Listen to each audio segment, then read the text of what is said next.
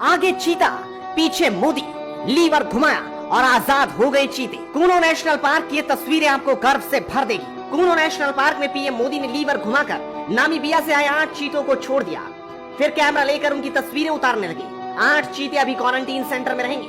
उनके खाने के लिए चीतलों का इंतजाम किया जाएगा। प्रधानमंत्री नरेंद्र मोदी मध्य प्रदेश के ग्वालियर में भारतीय वायुसेना के स्टेशन पर पहुंचे। पीएम मोदी नामीबिया से कूनो नेशनल पार्क में 8 चीतों को छोड़ने के लिए पहुंचे थे। जैसे ही मोदी वहां पहुंचे, मुख्यमंत्री शिवराज सिंह चौहान ने उनका स्वागत किया। लेकिन गौरवान्वित तस्वीर तो वो थी जब 70 साल बाद देश में चीते आए। पूरा देश गर्व कर रहा था कि भारत में लोगों को चीतों को देखने को मिलेगा।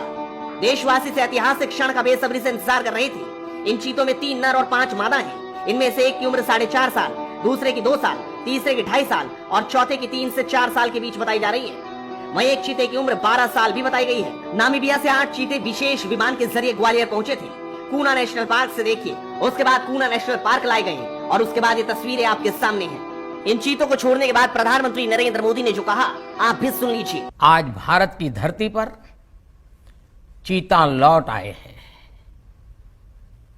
और मैं ये भी कहूंगा कि इन चीतों के साथ ही भारत की प्रकृति प्रेमी चेतना भी पूरी शक्ति से जागृत हो उठी है।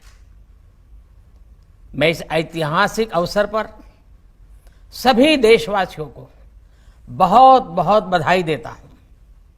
विशेष रूप से मैं हमारे मित्र देश नामीबिया और वहां की सरकार का भी धन्यवाद करता हूं, जिनके सहयोग से दशकों बाद चीते भारत की धरती पर वापस लौटे हैं।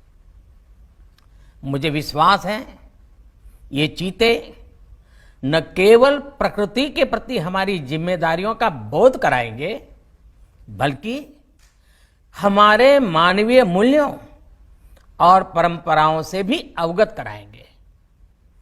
साथियों, जब हम अपनी जड़ों से दूर होते हैं तो बहुत कुछ खो बैठते हैं। इसलिए ही आजादी के इस अमृत काल में हमने अपनी विरासत पर गर्व और गुलामी की मानसिकता से मुक्ति जैसे पंच प्राणों के महत्व को दोहराया है। पिछली सदियों में हमने वो समय भी देखा है जब प्रकृति के दोहन को शक्ति प्रदर्शन और आधुनिकता का प्रतीक मान लिया गया था। 1947 में जब देश में केवल आखिरी 3 चीते बचे थे तो उनका भी साल के जंगलों में निष्ठुरता व गैर जिम्मेदारी से शिकार कर लिया गया।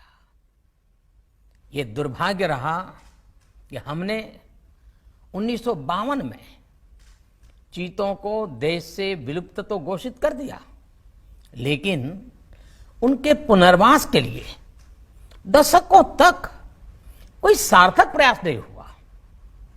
आज आजादी के अमृतकाल में अब देश नई ऊर्जा के साथ चीतों के पुनर्वास के लिए जुट गया है।